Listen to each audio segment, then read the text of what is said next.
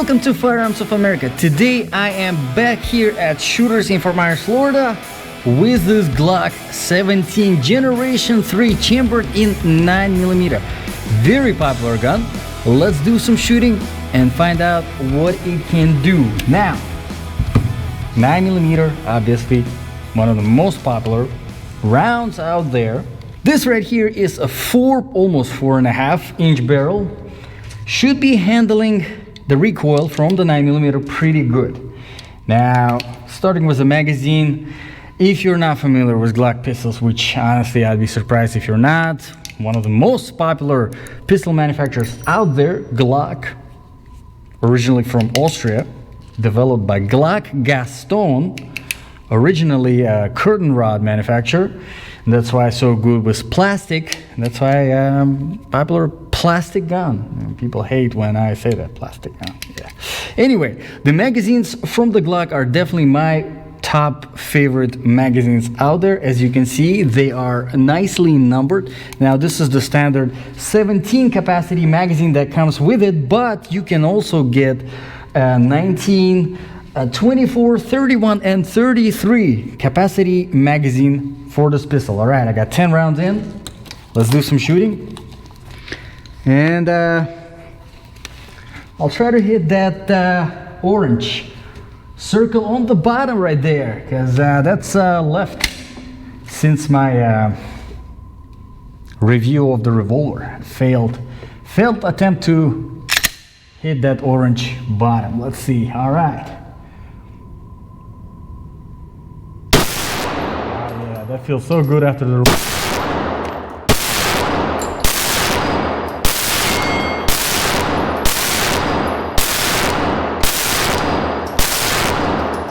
Yes!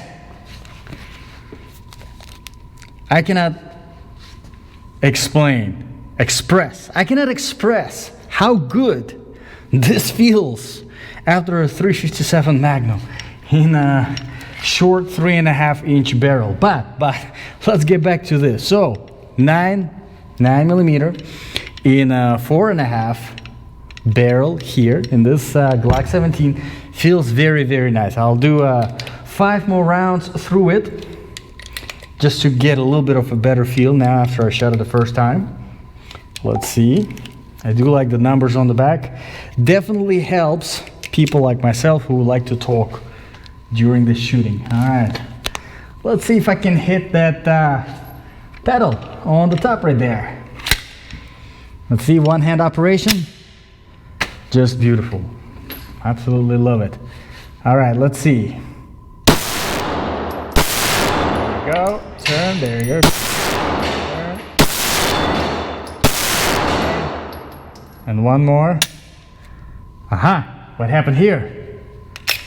Oh, okay, so it did not lock back on the last round, which is definitely not good, definitely a little bit of a malfunction. In fact, I have to say, how many Glocks I have shot in my life and while having this YouTube channel, this is the first ever tiny little malfunction that I had with a Glock ever of any kind. Never had any jams, never had literally anything. This is the first one, not locking back on the last round. But this is not a brand new Glock, might just need a maintenance. Plus this ammo that I'm using to do the reviews is one of the cheapest homemade type of ammo made by one of my friends. Good promotion there for my friend who makes ammo. Sorry. So it's definitely less power, less punch in this round. So that might have been the cause, because whenever you're using lower pressure rounds, sometimes the slide does not go all the way back and it's just not enough time for it to lock back. Happens, not a big deal. All right, let's come back to the gun. So starting with the grip, one of the main differences between the Generation 3 and the Generation 4 Glocks if you do look at them and compare them side by side, is the aggression on the grip. This is the standard Generation 3 grip, which honestly I do like a little bit more than the Generation 4. As you can see, there are very nice finger-shaped shapes on the front of the grip that allows for each of your fingers to lay. Now, some people don't like them for some reason. I do prefer them myself. There isn't really any aggression here on the sides, but overall, I do like the way it feels. If you want more aggression in the grip, however, you probably want to look into the Generation 4 because it does have a little bit more aggression. Now, the mag release button works fairly well.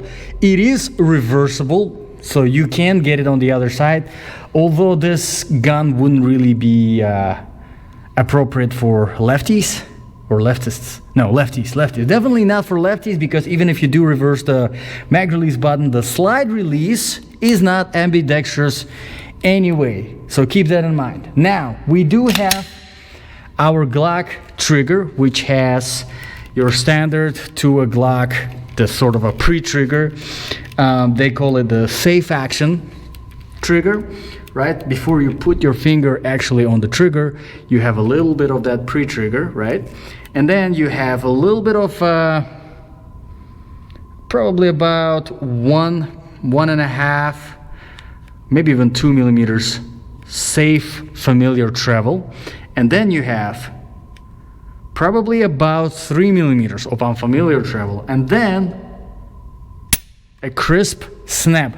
I do like it overall. I think it is pretty good, considering that people carry this gun without the safety, because there is really no safety on the Glock.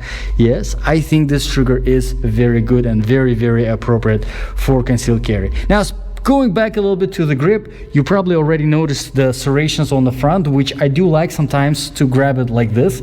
Helps, especially whenever you have a little bit of a shorter grips, right, for your palm. You notice the rail, so if you want like lasers or some lights, you can definitely implement it here. I wanted to point out a few things, that the sides here are not very standard, right, Glock sides, because usually you have that white bar going, but here instead you have a very familiar 3-dot, regular standard 3-dot sides. I do like them a lot. All right, let me put just a few more rounds and I will try to come up with some reasonable conclusions. See if I can do that for once. Now, like I said, Glock, I've done so many reviews of Glocks and I never had any kind of malfunction. Just keep that in mind. We'll see if it locks back on this one, but definitely keep that in mind. All right, so let's see if I can get a few on that pedal again.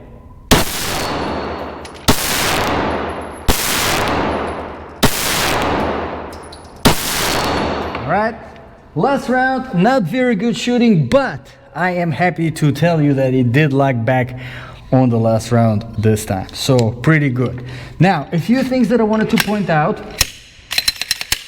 Again, if you're interested and you kind of thinking, well, if you are really thinking which one to go with, a Generation 3 or a Generation 4 Glock, check out my video where I did a comparison back to back of two. I believe it was Glock 35, Generation 3, Generation 4, which all of them, between the generations, these are the differences. So it doesn't matter which model, they all will have the same differences, right? Like I said, one of them is the grip. The second difference is Generation 4 Glocks, they do have a heavier guide rod, reinforced guide rod. So definitely helps with the recoil a little bit, makes it a little bit more manageable. But one thing that I wanted to point out is that it makes the slide, racking the slide, harder. Keep that in mind. So if you do want the softer, easier racking slide, you probably do want to go with a Generation 3 Glock like this one. So overall, I am a big fan, yet again, still, of the Glock. 17 is no exception. I think everything about it is great, except that little tiny malfunction. In fact, it's probably the only evidence of a malfunctioning Glock ever on the internet, so kind of got lucky recording it, right? But overall, everything is great about this gun. I think it's a great option for concealed carry. It's not too big, not too small obviously, but not too big. And of course, with the capacity, with a standard capacity of 17 plus 1 obviously in the chamber, if that's how you carry, I think it is a fantastic option.